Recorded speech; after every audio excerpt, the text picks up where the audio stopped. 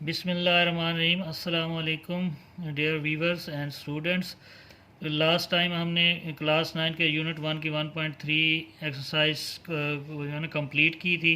आज हम जो है ना नेक्स्ट एक्सरसाइज से पहले मल्टीप्लिकेशन ऑफ मैट्रिसेस यानी मैट्रिसेस की आपस में हाथ से ज़रब कैसे निकाली जाती है, यानी उन्हें आपस में मल्टीप्लाई कैसे किया जाता है। तो उसकी डेफिनेशन ये है कि मल्टीप्लिकेशन ऑफ मैट्रिक्स की अगर हमारे पास दो मैट्रिक्स हैं ए और बी, तो वो मल्टीप्लिकेशन हो सकती है उनके दरमियान अगर पहली जो हमारे पास ए मैट्रिक्स है उसके जो नंबर ऑफ़ कॉलम्स हैं वो बी मैट्रिक्स के नंबर ऑफ़ रोज़ के बराबर हों। यानी अगर जो हमारे पास पहली ये मैट्रिक्स हो उसके हमने कॉलम देखने हैं और दूसरी के हमने देखने हैं रोज़। अगर वो दोनों बराबर होंगी तो वो दोनों आपस में मल्टीप्लाई हो सकती हैं, अदरवाइज़ वो मल्टीप्लाई नहीं हो सकती।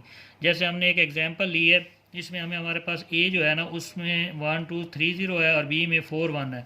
तो अब हमने देखना है कि ये मल्टीप्लाई हो सकती है कि नहीं हो सकती। तो हमने क्या करना है, डेफिनेशन की बाय डेफिनेशन हमने देखना है कि फ़र्स्ट के कॉलम कितने हैं, इसका वन कॉलम, टू कॉलम, और सेकंड की हमने देखनी है रो कितनी है, R1 R2। यानी रो इस जो हमारी हॉरिजेंटल होती है यानी उफकी, इसे हम कहते हैं रो, और जो वर्टिकल होती है उसे हम कहते हैं कॉलम। यानी अमूदी, जो अमूदी बनावट होती है एलिमेंट्स की या अरकान की। मैं साथ साथ उर्दू में भी ट्रांसलेट कर रहा हूँ ताकि आसानी से आपको समझ आ सके। यानी अब हमारे पास जो फर्स्ट ए मैट्रिक्स है उसमें टू कॉलम है, यानी जो वर्टिकल हमारे पास एलिमेंट की जो है तरतीब वो हमारे पास दो हैं, और इसमें जो हॉरिजेंटल यानी उफ़की जो है तरतीब वो हमारे पास अरेंजमेंट जिसे हम कहते हैं इंग्लिश में, तो वो हमारे पास ये है वन और ये टू, यानी दो रोज़ हैं बी में और फर्स्ट में दो कॉलम है। अब हमने ये मल्टीप्लाई हो सकती हैं, अब हमने ये चीज़ तो देख ली कि ये मल्टीप्लाई हो सकती हैं। अब हमने इन्हें मल्टीप्लाई करना है। जब हम मल्टीप्लाई करेंगे तो ए बी, यानी अगर हम ए बी लिख रहे हैं तो पहले ए मैट्रिक्स लिखेंगे फिर बी, अगर हम बी ए लिख रहे हैं तो पहले बी लिखेंगे और फिर ए लिखेंगे। अब हमने ए बी निकालना है, तो जब हम ए बी निकालेंगे हमारे पास 1230 है और यहाँ पे बी जो है वो 41 है। अब ये आपस में हमने दरमियान में कोई यानी साइन नहीं डाला, जिसका मतलब है मल्टीप्लाई हो रहे हैं ये। अब हमने क्या करना है, जब हमने देखना है कि ये मल्टीप्लाई नहीं हो सकती उस वक्त तो हमने देखना है पहले के कॉलम और दूसरे की रोज़। लेकिन अब एक्चुअल मल्टीप्लाई करना है ना, जब रियल में हमने असल में इसको मल्टीप्लाई करना है, तो उस वक्त हमने पहले की रो लेनी है और दूसरे का कॉलम लेना है। अब हम फर्स्ट रो ले लेंगे और इसमें तो एक ही कॉलम है, तो फर्स्ट रो का फर्स्ट कॉलम के फर्स्ट से मल्टीप्लाई होगा, यानी 1 × 4। फिर दरमियान में यहाँ अगर प्लस है इसके साथ तो प्लस लगेगा, माइनस है तो माइनस लगेगा, अगर दोनों के साथ माइनस है फिर भी प्लस आएगा। अब 1 4 के साथ मल्टीप्लाई होगा, फिर +2 उसके सेकंड, यानी फर्स्ट रो लेंगे, फर्स्ट कॉलम रो का फर्स्ट कॉलम के फर्स्ट से मल्टीप्लाई होगा, दरमियान में प्लस आएगा, फिर सेकंड रो का जो है वो कॉलम के सेकंड से मल्टीप्लाई होगा, 2 × 1। और थर्ड पे फिर हम क्या करेंगे, इसमें दूसरा कॉलम तो है नहीं, अगर हमारे पास इसमें दूसरा कॉलम होता तो हम क्या करते, इसको उस दूसरे कॉलम से भी मल्टीप्लाई करते। लेकिन यहाँ पे हमारे पास क्योंकि एक कॉलम वाली मैट्रिक्स है तो हमने उसको एक के साथ मल्टीप्लाई कर लिया, ये आ गया। अब सेकंड में क्या करेंगे, सेकंड रो ले लेंगे, उसके फर्स्ट को फर्स्ट से यानी 3 × 4 और उसके सेकंड को कॉलम के सेकंड से 0 + 1। अब इनको मल्टीप्लाई करेंगे, ये 4 आ जाएगा, इसको 2 1 2 आ जाएगा, और 3 को 4 से मल्टीप्लाई करेंगे 12 आ जाएगा, और 0 को 1 से तो 0 आ जाएगा। इन दोनों को ऐड करेंगे, 4 + 2 = 6 और 12 + 0 = 12। तो ये इसका आंसर आ जाएगा।